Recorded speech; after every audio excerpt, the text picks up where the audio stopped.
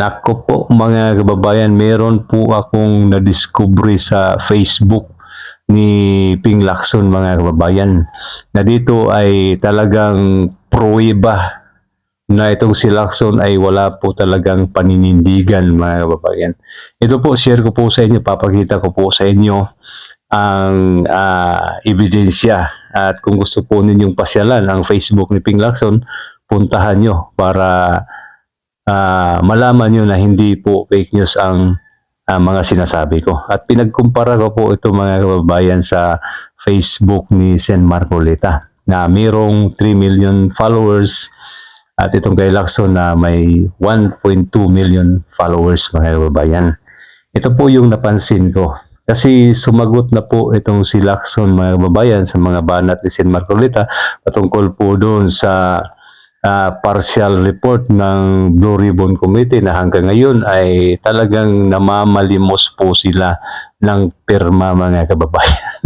Hindi pa po nila nakuha ang siyam na kailangan na pirma. Okay? At ito po yung naging post niya mga kababayan. Tungkulin hindi pakikisama ang gabay sa paglagda sa BRC, Partial Flood Control Report. Baliwala kung majority ka o minority, basta tama. Kasi blind ka na kapag ang mindset mo, dahil minority ako, hindi ako pipirma sa majority. Dapat kapag senador ka, meron kang sariling paninindigan, hindi ang paninindigan ng taong kasama mo. Pamphilo Ping Lacson. Yan, mga kababayan. Pero sa tingin ko po, siya po ang natamaan sa kanyang sinasabi na dapat may paninindigan. Kasi ikaw po, Mr. Senator Ping Lacson, tingin po namin wala ka po talagang paninindigan. Isa kang parang tuta po mga kababayan na sunod-sunuran sa kanyang amo mga kababayan. Yan po ang obserbasyon po namin, sir. At ito po, pansinin po ninyo ang na-discovery ko po mga kababayan. Ito po kasi yan. Yan.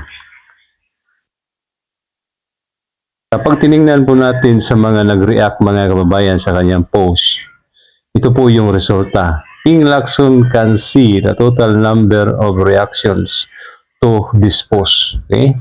Nag-hide po ang mga reactions mga kababayan ng mga netizen. Okay? Ibig sabihin, wala kang paninindigan at talagang naduwag ka. Dito pa lang, hindi mo na kayang harapin ang galit ng taong bayan. Kasi alam mo sa sarili mo na marami talagang galit mga kababayan. Kaya tinago mo ang mga naging reaction po ng mga netizen. Ganun po kaduwag itong si Sen Lacson mga kababayan. Walang paninindigan.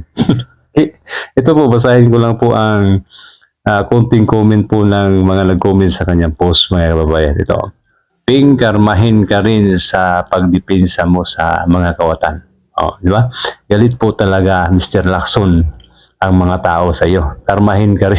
Kaya ako po naniniwala din po ako mga kababayan na balang araw ay talagang mananagot po ang mga tao ito. At lahat po ng bagay, lahat po mga kababayan ay meron po talagang katapusan, meron pong tuldok.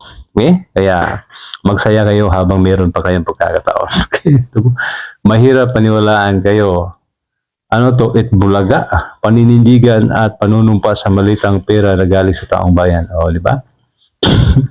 Kinausap ang sarili. Yan mga kababayan ang naging post po nila.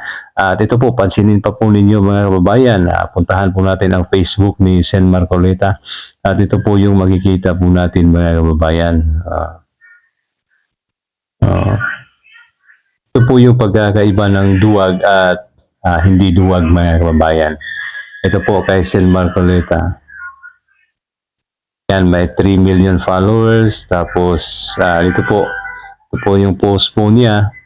Mayroong 167k reactions, 105k likes, 56,000 heart, 4.7 itong nagustuhan po yung post ni Sen Marcoleta. Ibig sabihin po, hindi po tinago ni Sen Marcoleta ang kanyang post mga kababayan, ang mga reaction po ng mga netizen. Kasi wala naman pong galit mga kababayan.